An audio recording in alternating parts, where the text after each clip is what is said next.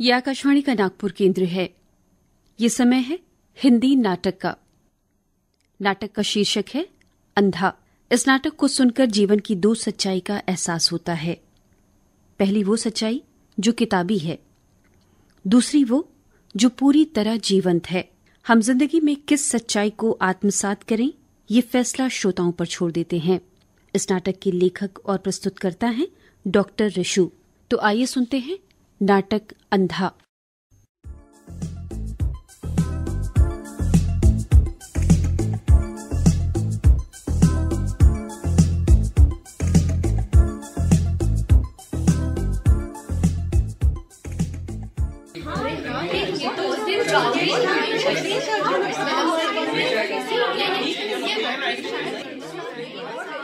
इतना सब हो गया, सब झूठा लगता है। ये कैसा दृश्य परिवर्तन, जो झूठा सा लग रहा है वही सच है। ये धरती फट क्यों नहीं जाती? ये हवा थम क्यों नहीं जाती? ये सभी कुछ तो चल रहा है। मेरी सांसें भी चल रही हैं। अब ऐसे ही चलते रहना होगा। अखिल जी संभलिए, टेक इट इजी। भाई बैग को खाली होना ही था, सब कुछ पलटना ही था तो पलट गया। अब सब कुछ भूल जाइए। सेठ जी, सेठ त्रिभुवन दास, शहर के जाने माने प्रतिष्ठित सेठ त्रिभुवन दास। अनुभव भूल जाने के लिए नहीं, कुछ याद दिलाने रहने को होते हैं। भूलने के बजाय सब एक एक कर मुझे याद आ रहा है।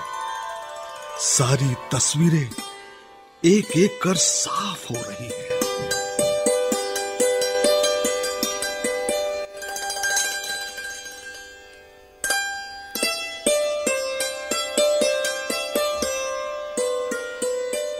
भैया 1-2 दिन के लिए ही सब्जी खरीदनी है, इतना बड़ा थैला ले चलें?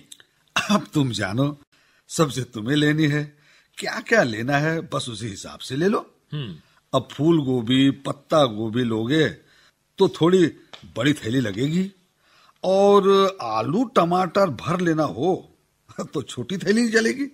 हाँ, थैली मजबूत होनी चाहिए। यार ऐसा करता हूँ, ये छोटी और ये बड़ी दोनों ही रख लेता हूँ।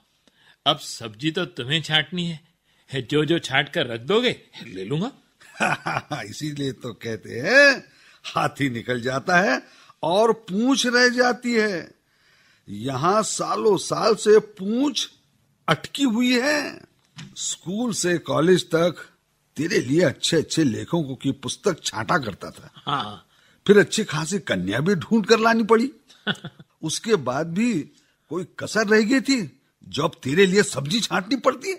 यही तो है दोस्ती की मिसाल गुरु। अच्छी सब्जी का राज, अच्छा दोस्त।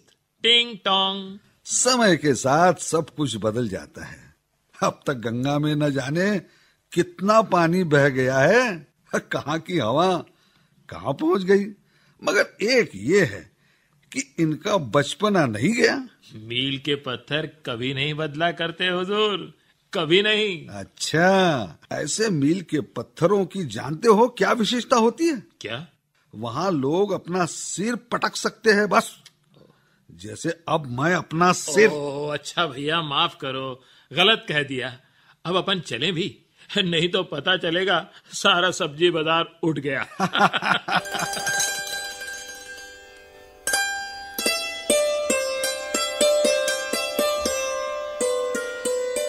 ऑफिस में लगभग सभी ने अपना अपना मकान बना लिया है। रह गए हैं तो बस अपन दो।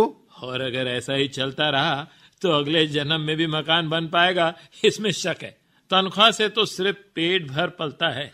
दीपक भाई, ऐसे लोगों के मकान जिस नींव पर खड़े हैं, जिस तरह की कमाई से खड़े किए गए हैं, ऐसे घर रहने वालों को ही डस लिया करते हैं। और ऐसी नींव की इमारत हमारी हो, इस बारे में हम कल्पना भी नहीं कर सकते। उठने की चाह में गिरना हमने सीखा नहीं, और पता है Foolish man builds the house and wise man lives in it. ये तो अपने आप को झूठी दिलासा देने वाली बात है। अरे सच बात तो ये है कि हमें भी एक छत का इंतजार है, जो अपनी लगे, जिस पर अपना नाम हो। जो लोग ऐसा कहते हैं आदमी खाली हाथ आता है और खाली हाथ जाता है, वो गलत है। मैं तो कहता हूं आदमी खाली हाथ आता जरूर है, पर खाली हाथ जाता नहीं है। जाते समय खट्टे मीठे अनुभवों की अमिट रेखाएं खिंच जाती हैं, जो दूसरों को भी रास्ता देती हैं। मैं चाहता हूं हमारे जाते समय कुछ तो मीठे अनुभवों की रेखाएं हों। अपनी छत का अनुभव ऐसा ही कुछ है। मेरी बात समझ रहे हो ना? हाँ।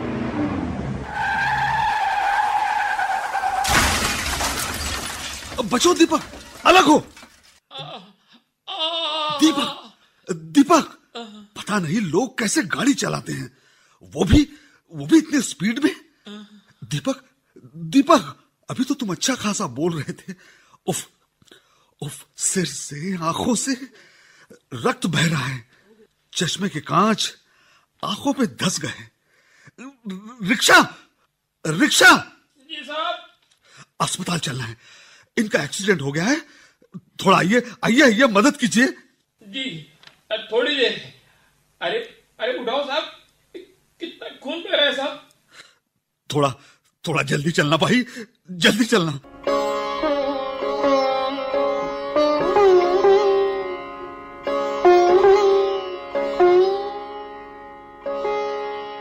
क्या नाम बताया? दीपक मिश्रा, मेरे अच्छे मित्रों में से हैं। एक ही ऑफिस में हैं। हम दोनों ही कल बाजार जा रहे थे, सड़क के बिल्कुल बाएं चल रहे थे। कार का रंग? कार का रंग हल्का पीला और नंबर था CJP 8642। हाँ, ये किसकी गाड़ी का नंबर है ये तो आप पता लगा सकते हैं। कोई चोट वोट? जबरदस्त चोट आई सर, आंखों में, सिर पर चोट से बहुत रक्त बह गया है। सोचिए गाड़ी कितने स्पीड में होगी। दीपक लगभग 12 फुट दूर जा गिरा। डॉक्टरी रिपोर्ट? वहां से तो शायद भिजवाई गई है। ये रही उसकी कॉपी। गवाह के रूप में आपका नाम डाल रहे हैं। क्या बताया था? अखिल शर्मा। यहाँ दस्तखत कर दीजिए। ठीक है, आप निश्चिंत रहिए, कार्यवाही जरूर होगी, मामला कोर्ट में जाएगा। आप तैयार रहिए।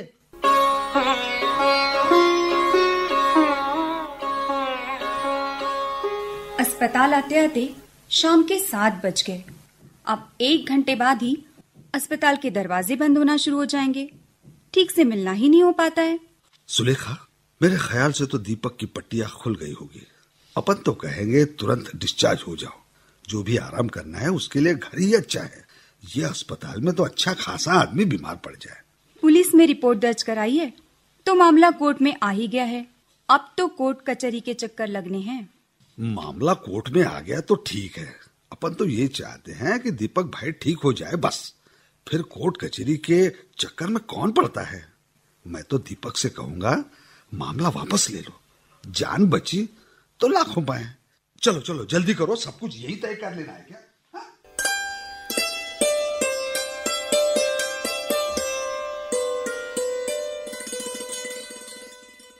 वो देखो, दीपक भैया और भाभी तो यहीं चले आ रहे हैं। पर ये क्या?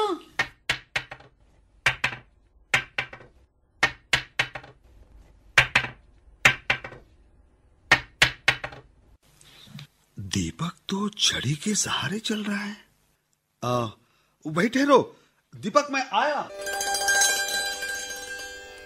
अखिल भाई, डॉक्टर कहते हैं अब मैं नहीं देख पाऊंगा। अब मैं अंधा हो गया हूं। मैं बस दीपक मत बोलो।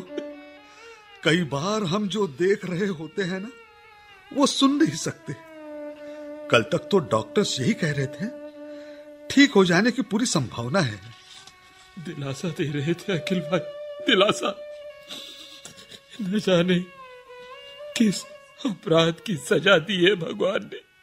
वो ऊपर वाला देखता रहा है और इतना सब हो गया। मन तो कह रहा है उस कार चालक के टुकड़े टुकड़े कर देता, पर इसे होगा क्या? आंखें तो दोनों ही चली गई ना। धीरज रखो दीपक, मैं तुम्हारे साथ हूं। उस दिन की घटना का प्रत्यक्षदर्शी गवाह हूं मैं। अपन लड़ेंगे और अपराधी को उसकी सजा दिलवा कर रहेंगे, ताकि दूसरे भी इससे सबक लें।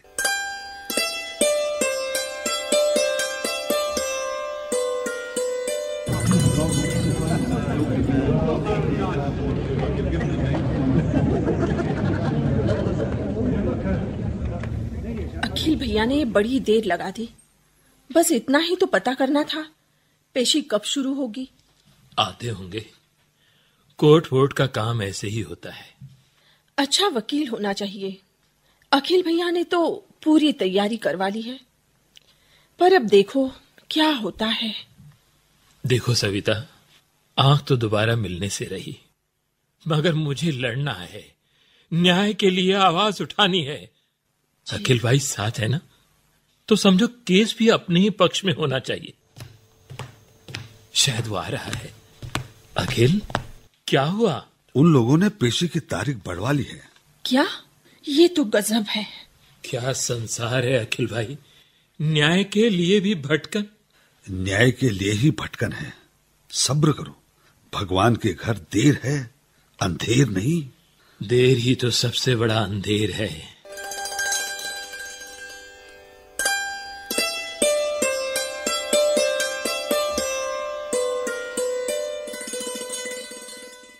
सुनो, पेपर आ गया क्या? वही है, टेबल के नीचे देखो, पड़ा होगा। सुलेखा, ऐसा करो, कॉफी यही ले आओ। पेपर हाथ लग गया है तो अब घंटा भर मत लगाना, नहीं तो बैठ जाओगे समाधि लगा के। क्या कोई नया समाचार?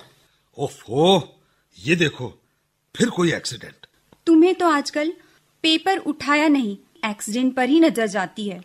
ये तो दुनिया है, दुनिया। एक नहीं 1000 एक्सीडेंट होंगे। किस के बारे में सोचोगे? अपन को तो बस इस एक ही एक्सीडेंट के बारे में सोचना है। कॉफी पी लो, ठंडी हो रही है।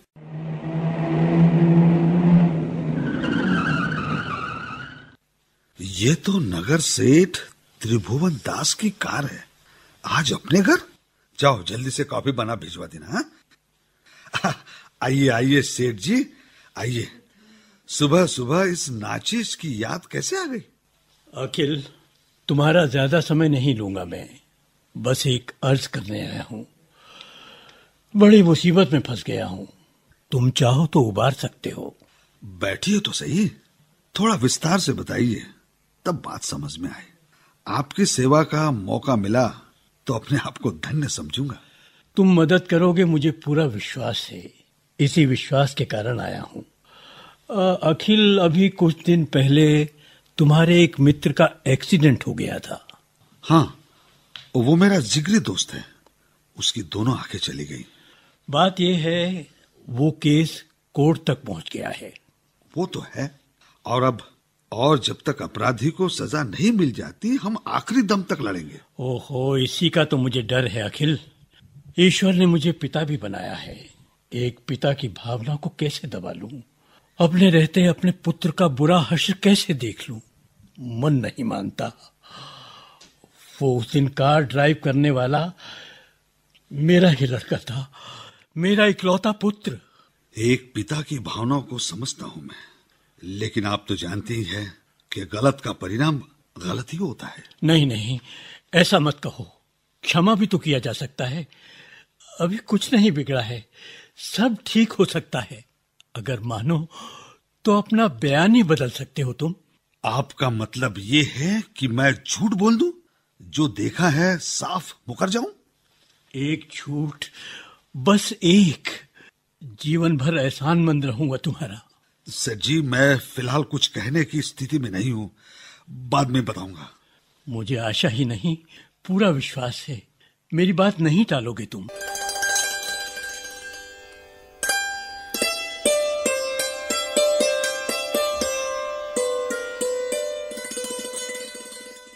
क्षमा कर दूं? अरे आंखें ही फोड़ दी और कहते हो सब भूल जाओ। मुझे तो लगता है गलती से हुआ है सब। मेरे ख्याल से जानबूझकर तो नहीं किया होगा। इन रईस यादव ने क्या समझ रखा है? शहर की सड़कें क्या उनके घर की हैं? घर के बगीचे में भी आदमी संभल कर घूमता फिरता है। भाई कायदा कानून भी तो कोई चीज है। ओफो अखिल भैया, अब आप ही ऐसी बात कर रहे हैं तो न्याय कैसे मिलेगा? और कुछ मत सोचो भाभी, मैं तो टटोल रहा था। आज ही सेठ त्रिभुवन दास जी घर पर आए थे। क्या? अनुरोध कर रहे थे, इसलिए कह दिया। आप इतना समझ लीजिए, सच्चाई और दोस्ती मेरे लिए सब कुछ है। भैया आपको तो हम बरसों से जानते हैं और इसी बात का तो संबल है हमको। किसी भी हालत में गलती करने वाले को सजा मिलनी चाहिए, नहीं तो कल सड़कें मैदान हो जाएगी। आज मेरी आंखें गई हैं, कल। ऐसा नहीं होगा दीपक, ऐसा नहीं होगा। अब किसी को कुछ नहीं होगा। अब होगा तो हमारा संघर्ष। हम लड़ेंगे, अंतिम सीमा तक लड़ेंगे। बस सोच समझकर कदम उठाना होगा। अच्छा, अब आप लोग चर्चा कीजिए, मैं कुछ बनाकर लाती हूँ।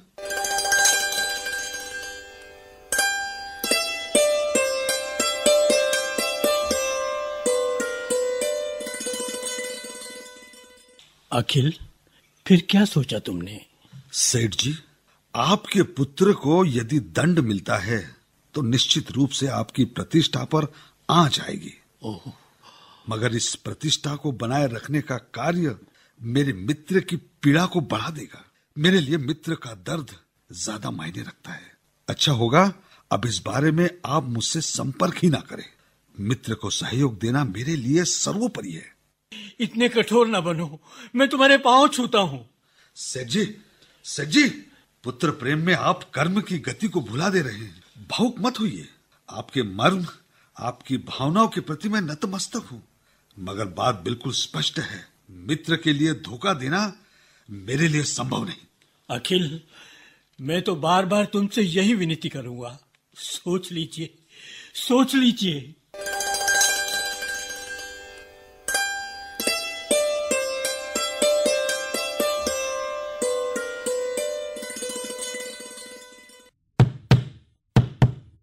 रात के 10:30 बज रहे हैं। सुलेखा देखो, कौन हो सकता है? अच्छा, तुम ठहरो, मैं ही देखता हूं। ओह, सेठ जी आइए, बैठिए। अखिल जी, मैं तुम्हारे आगे हाथ जोड़ चुका हूँ, पैर छू चुका हूँ। अब और क्या रह गया है? कितना नीचे पहुंच जाऊं कि तुम्हारा दिल पसीज सके? सेठ जी, क्यों दिल छोटा करते हैं? ये तो समय का फेर है। बस अब थोड़े दिनों की मानसिक वेदना है, बाद में सब पहले जैसा हो जाएगा। हो, बिना ज्यादा सोचे सारी बातें सहज रूप से लीजिए तो शायद कोई फर्क नहीं पड़ेगा। Take it easy. ओह, कितनी आसानी से कह दिया तुमने। मेरा चिराग ही लुट जाए और कोई फर्क नहीं पड़ेगा, सब सहज लगे। ये कैसे हो सकता है? दया की भीख मांगता हूं मैं तुमसे। चाहो तो मेरी ओर से ये एक तुच्छ भेंट ले लो। अखिल, पूरा बैग नोटों से भरा है, और चाहोगे तो और भी ला सकता हूं मैं। सेठ जी, आपने मुझे इतना गिरा हुआ कैसे समझ लिया? मेरा आकलन करने में भारी भूल की है आपने सेठ जी। आप मेरे लिए आदरणीय रहे हैं। आपकी जगह कोई और होता तो जुबान काट कर रख देता। अब अच्छा होगा आप बिना किसी संवाद के यहां से चले जाइए। मर्यादा बनाए रखने में मुझे कष्ट होगा। ये रहा आपका बैग। ओह अखिल,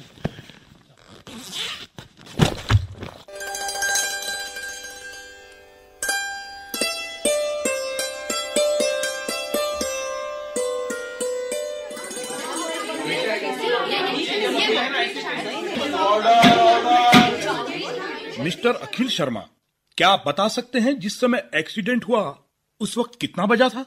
कितना बजा था ये तो ठीक तरह से याद नहीं, पर इतना बता सकता हूं कि शाम हो रही थी। उस समय आप क्या कर रहे थे? मैंने बताया ना, हम दोनों सब्जी खरीदने बाजार जा रहे थे। क्या आप बता सकते हैं एक्सीडेंट कैसे हुआ? सेठ त्रिभुवनदास जी के पुत्र रविदास जी बहुत तेजी से कार चलाते हुए हमारे पीछे से आ रहे थे। हम बाकायदा बाएं चल रहे थे। हम दौड़कर अलग होते तब तक मेरे मित्र दीपक मिश्रा कार की चपेट में आ गए। कार से ऐसा झटका लगा कि दीपक दूर जा गिरा। मैंने पास जाकर देखा, दीपक मूर्छित हो गए थे।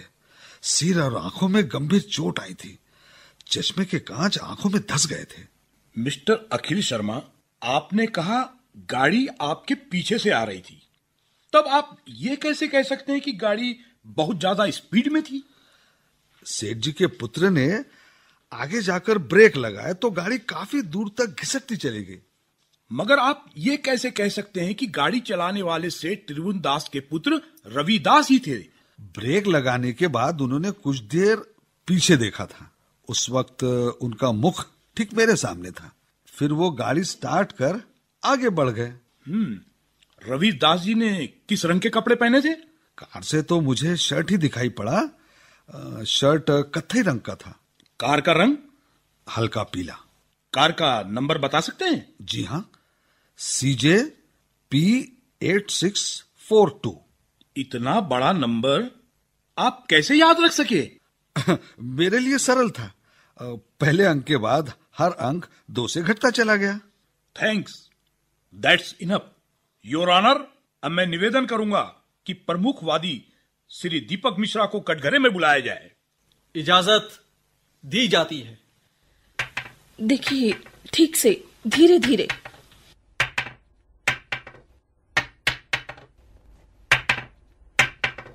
बिना किसी औपचारिकता के मैं आपसे जानना चाहूंगा, जिस दिन आपका एक्सीडेंट हुआ उस दिन मिस्टर अखिल शर्मा आपके साथ बाजार जा रहे थे?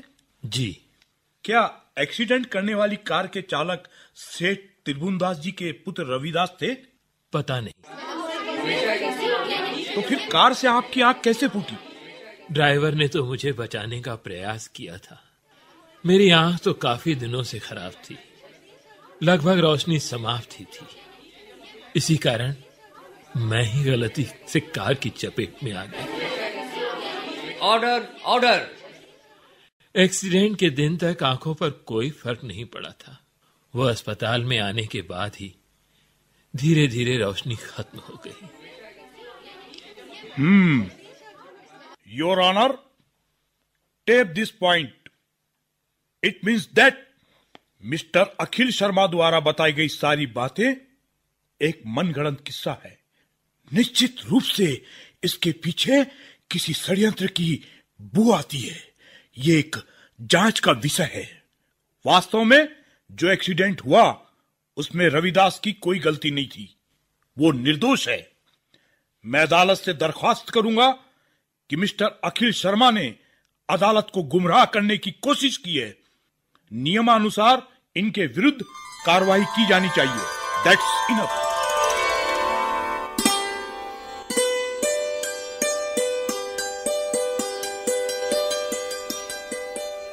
उस एक्सीडेंट के बाद लगता है अंधा तो मैं हुआ था।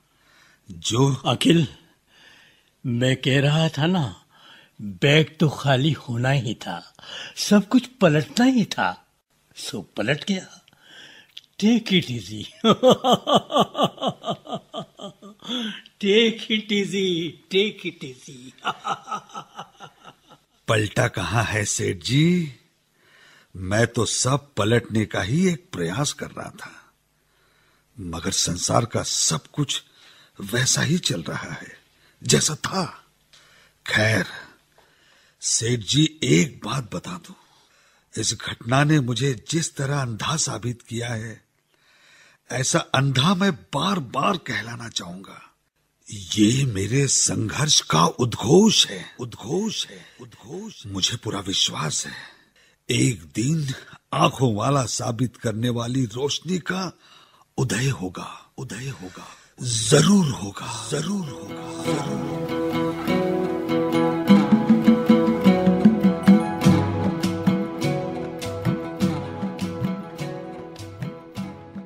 अभी आप सुन रहे थे नाटक अंधा। नाटक में भाग लेने वाले कलाकारों के नाम कुछ इस तरह हैं: सैमसन मानवटकर, विजय मदनानी, मनमोहन भटनागर, शशि शेखर सिन्हा, विनोद पुरोहित, मनीषा अंदुलकर और नैना। इस नाटक को तैयार करने में सहयोग दिया था विजय राजपूत ने और नाटक के लेखक और प्रस्तुतकर्ता हैं डॉक्टर टिशु।